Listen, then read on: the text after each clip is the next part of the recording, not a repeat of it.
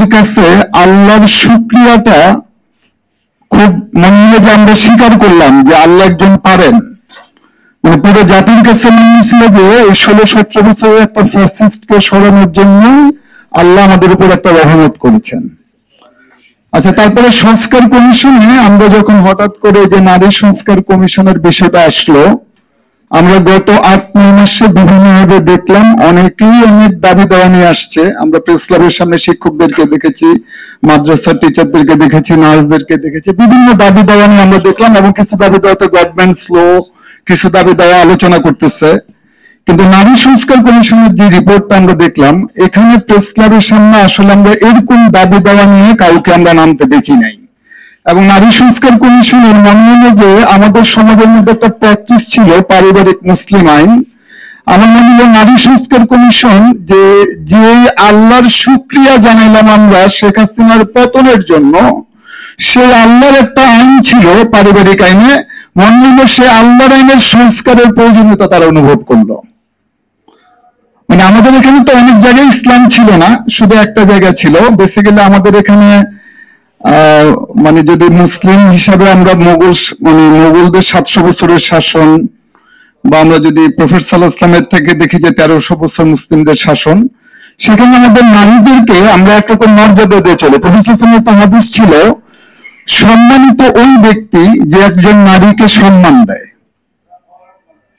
এবং আমরা জানি যে আইয়ামে জাহিলিয়াতে কন্যা সন্তানকে জীবিত পুঁতে ফেলা হতো, সেই নারীদেরকে সম্মান দেখানোর জন্য প্রফেট সাল্লাল্লাহু আলাইহি ওয়াসাল্লাম যে ব্যবস্থা তৈরি করে দিল, এবং এরপরে নারী তার সম্মান পেল। আমরা জানি যে প্রফেট সাল্লাল্লাহু আলাইহি ওয়াসাল্লাম একসময় অত্যাচারের ভিতরে ছিল, ওনার উপরে উঠে নারী বুড়ি চাপিয়ে দিতেছিল। তা ওনার কন্যা ফাতেমা এসে বলতেছিল যে বাবা তোমার উপরে এত কষ্ট কেন?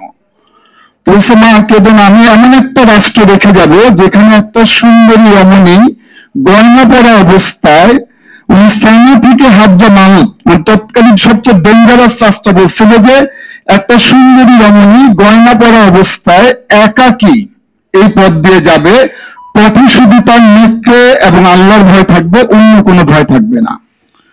কিন্তু আমরা মুসলিমদের এই প্র্যাকটিসের বাইরে আমরা এখানে দেখলাম যে নারী সংস্কার কমিশনের 433টা সুপারিশ করছে। তার মধ্যে একটা খুব উল্লেখযোগ্য ছিল দেশের প্রচলিত শ্রম আইনে যৌন কর্মীদের শ্রমিক হিসেবে স্বীকৃত প্রদানের সুপারিশ। তালাক, উত্তরাধিকার, ভরণ পোষণ, এইসব ব্যাপারে ওনারা কিছু অধ্যাদেশ জারি করার সুপারিশ করেছিলেন। এবং আমরা দেখলাম যে এরপরে ধর্মপ্রাণ মুসলিমরা সরোয়ার্দী উদ্যানে একটা প্রোগ্রাম করলেন, ওখানে কিছু আমরা দেখলাম যে খুব, এবং এরপরে আমরা আবার নারী মুক্তি কেন্দ্রের আয়োজনে মানিক মেহবিতে আমরা আবার কিছু স্লোগান দেখলাম।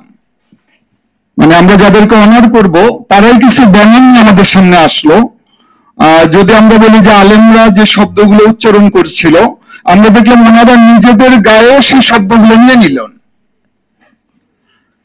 তাহলে আসলে এই যে রিয়েলিটিটা আসলো, এবং নারী সংস্কার কমিশনের ভিতরে আমরা জানি যে প্রেস ক্লাব এলাকায় আমরা যারা আছি, আপনি যদি দেখবেন যে গার্মেন্টস শ্রমিকরা কয়দিন পর পরে আন্দোলন করে, আপনি যদি তাদের সাথে কথা বলে দেখেন যে গার্মেন্টস শ্রমিকদের, নারী শ্রমিক যে সুপারিশদের, এই যে গার্মেন্টস এর যে এত মহিলা, ওর যে একটা ওই যে ম্যাটারনিটি লিভ যেটা, এবং ওর যে শ্রম, এই 433টা সুপারিশের মধ্যে আমি দেখলাম না যে নারীর মর্যাদা বৃদ্ধি, নারীর কষ্ট কম, নারী শ্রমিকরা যাতে তার অধিকার পায়, এই ব্যাপারে সুপারিশগুলো কম দেখলাম। আর একটা অদ্ভুত ব্যাপার দেখলাম, সেটা হচ্ছে যে সম্পত্তি বন্টন একটা আসলো, যেখানে আমরা দেখলাম যে সরোয়ার্দী উদ্যানে অনেক মাদ্রাসার লোকজন আসলো। হয়রাত হচ্ছে যে একটা জরিপ আছে যে কালের কণ্ঠে 21শে ফেব্রুয়ারি 2005-25 উনি বলছে যে এদেশের 56% গ্রামীণ পরিবারের কোনো জমি নাই। তো গ্রামীণ পরিবারের যদি কোনো জমি নাই, তা আপনি সম্পত্তি বন্টনের জন্য আপনি এখানে এত লোক আসলেন কেন? একটা রাষ্ট্রের তো প্রথম কাজ হচ্ছে তারা অন্য বস্ত্র বাসস্থান দিবে।